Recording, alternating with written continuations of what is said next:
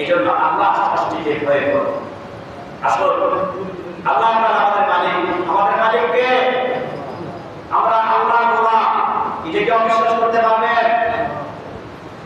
আল্লাহ আমাদের মালিক, আমরা আল্লাহ গোলাম।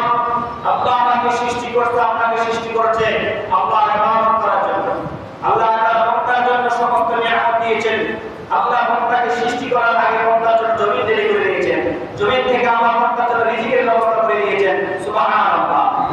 বান্দাকে জমিনে চলাচল করার জন্য, বসবাস করার জন্য জমিনকে বান্দার জন্য উপযোগী করে দিয়েছেন কিনা বলেন?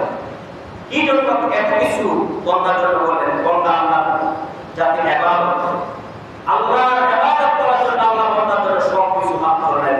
আল্লাহর হক আল্লাহ আদায় করলেন। বান্দা কিন্তু আল্লাহর হক আদায় করে না, ঠিক কিনা বলেন? আল্লাহর হক আল্লাহ আদায় করেন। প্রতিদিন সূর্য উদয় হয়, প্রতিদিন সূর্য অস্ত যায়, যাই কিনা বলেন?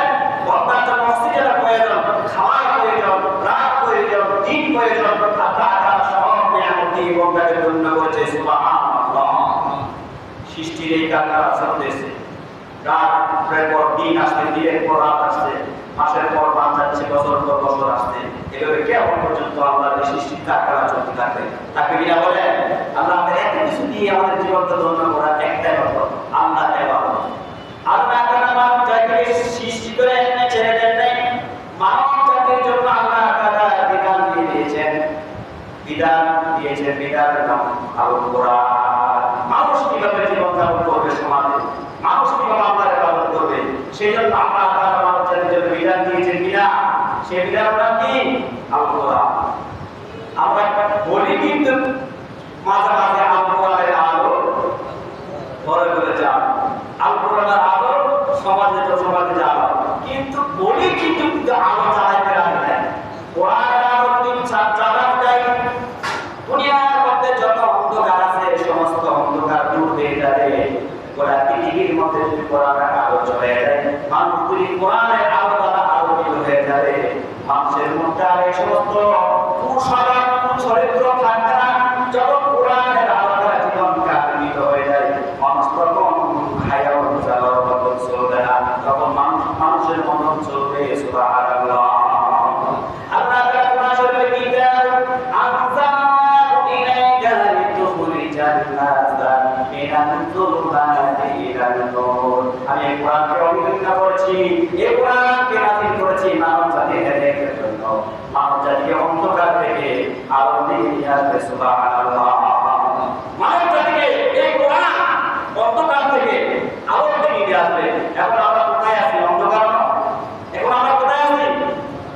নাকি অন্ধকার বলতে কি রাতের অন্ধকার, দিনের অন্ধকার বোঝাচ্ছে না? অন্ধকার বাতি চোখ আছে, চোখে দেখি না।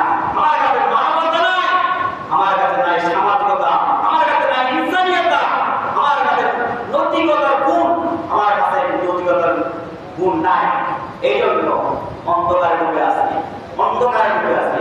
এই অন্ধকারে ডুবে থাকার কারণ হচ্ছে একটাই, আমরা পঞ্চমাদের সভ্যতা লালন করে, আমরা পঞ্চমাদের আদর্শ গ্রহণ করেছি, আল্লাহর হুকুমকে কোরবানি দিয়েছি, নবীর আদর্শকে কোরবানি দিয়েছি, ত্যাগ করেছি। পঞ্চমাদের সভ্যতাটা লালন করে, পঞ্চমাদের অনুসরণ করে, তাদের আদর্শকে মানে আজকে আমাদের জীবনে পরতে পরতে ধ্বংস হয়ে যাচ্ছে। ঠিক কিনা বলে? আমরা যদি আল্লাহর হুকুম, নবীর আদর্শকে যদি বাস্তবায়ন করতাম, জীবনের প্রত্যেকটি ক্ষেত্রে এই সমস্ত অপকর্ম আমাদের মধ্যে থাকতো না। ঠিক কিনা বলে? আল্লাহ তাআলা কোরআন শরীফে যারা দর্শন করবে, যারা জানা করবে, এদের জন্য কোরআনের বিচার আছে কিনা? কোরআন দেখা আল্লাহ আল্লাহ বিধান করে, আমি তোমাদের বিধান দিয়েছি, কোরআনটা দিয়েছি, তোমরা এই কোরআনটা চলবে, কোরআনের বিধান মানবে, কোরআন রাস্তায় করবে, কোরআনের রাস্তা কায়েম করো, কোরআনের বিধান যদি কায়েম করো, কোরআন অনুযায়ী যদি চলো, আর দেশে হানাহানি থাকবে না, জানাবি থাকবে না। যদি কেউ করে কোরআন অনুযায়ী বিচার করো, কি অনুযায়ী? কোরআন অনুযায়ী বিচার করো। কোরআনের জানার শাস্তি কি? আস-সানিয়াতু ওয়াস-সানি ফাজলিদু কুল্লা ওয়াহিদিন মিনহুমা মিআতা জালদা ওয়া লা তাকুলকুম বিহিমা রাহমাতুন ফি দীনিল্লাহি ইন কুনতুম তু'মিনুনা বিল্লাহি ওয়াল ইয়াউমিল আখির ওয়া লা ইয়াশহা আযাবাহুমা তা'ifatun মিনাল মু'মিনিন